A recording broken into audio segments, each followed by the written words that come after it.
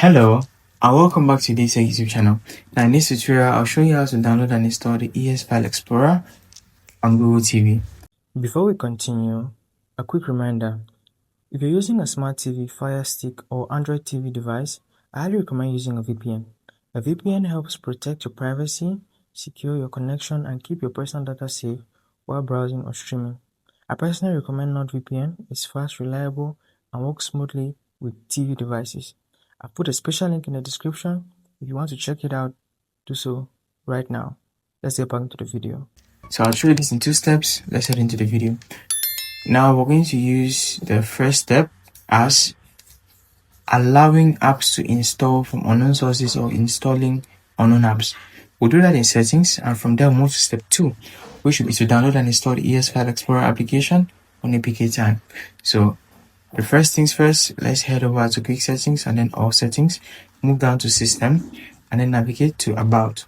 So under about, we're going to go to build number, so Android TV OS build.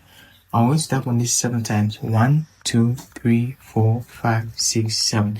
You see, it's telling me I'm already a developer, but in your case, it should tell you you are now a developer.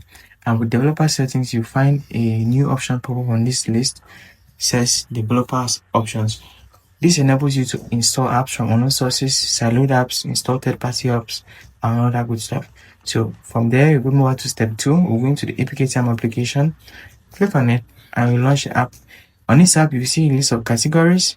For this tutorial, we are downloading the ES File Explorers, the ES File Manager app, or the ES File Explorer app. That will find under Essentials.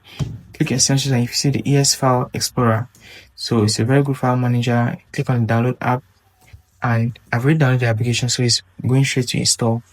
But in your case, you download it, then install.